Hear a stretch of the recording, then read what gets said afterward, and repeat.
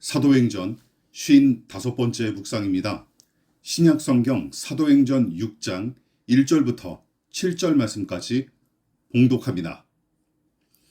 그때에 제자가 더 많아졌는데 헬라파 유대인들이 자기의 과부들이 매일의 구제에 빠짐으로 히브리파 사람을 원망하니 12사도가 모든 제자를 불러 이르되 우리가 하나님의 말씀을 제쳐놓고 접대를 일삼는 것이 마땅하지 아니하니 형제들아 너희 가운데서 성령과 지혜가 충만하여 칭찬받는 사람 7을 택하라.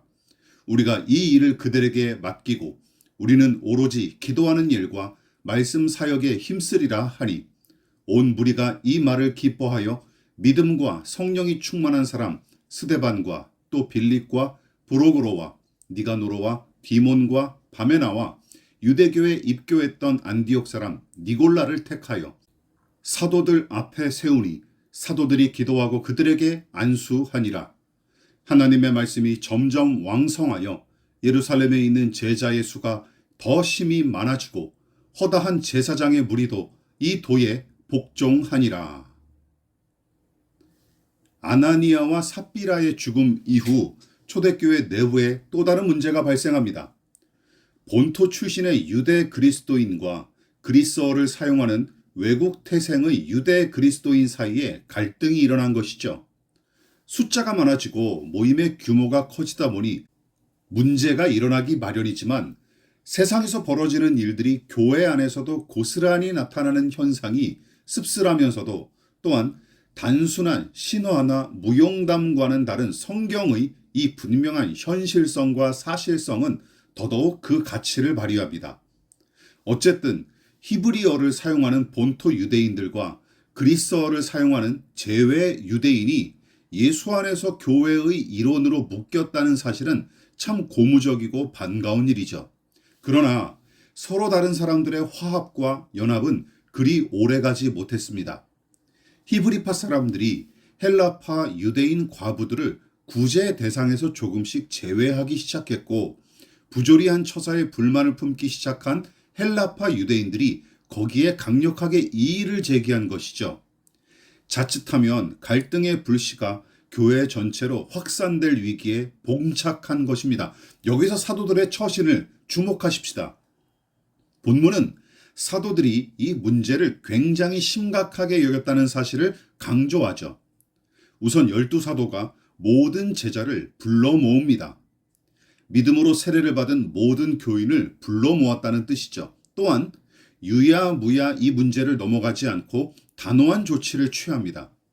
구체적으로 이 문제를 해결해 나갈 일꾼들을 임명했고 또한 알게 모르게 형성된 자기들의 권력과 권위를 일부러 축소하고 나누도록 파격적인 조치를 단행하죠. 성령과 지혜가 충만하여 칭찬을 듣는 7사람에 대한 임명권까지 믿는 무리에게 이양하는 모습을 보십시오. 이 모든 조치가 본문의 사안을 굉장히 중요하게 다뤘다는 사실을 방증합니다. 자, 그렇다면 사도들이 이 사안을 이토록 중대하게 다룬 이유는 무엇일까요?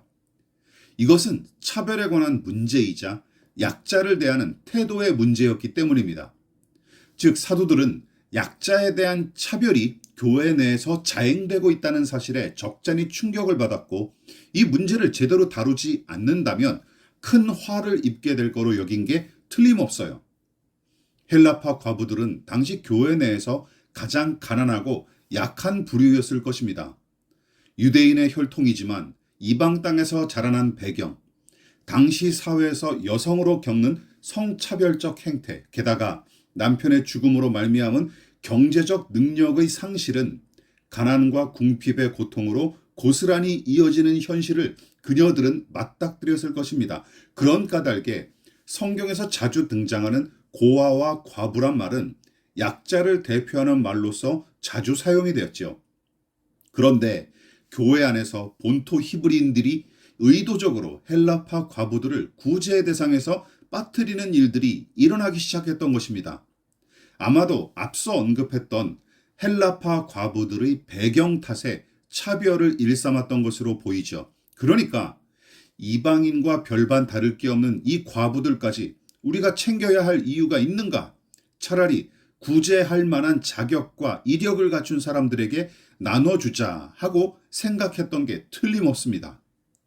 약자를 무시했을 뿐만 아니라 괴롭히는 작태, 자기들과 그들을 다른 부류로 여겨 차별하고 억압하는 태도, 사도들은 이 문제를 심각하게 다뤘습니다. 자, 그렇다면 오늘날 우리와 우리의 교회는 어떻습니까?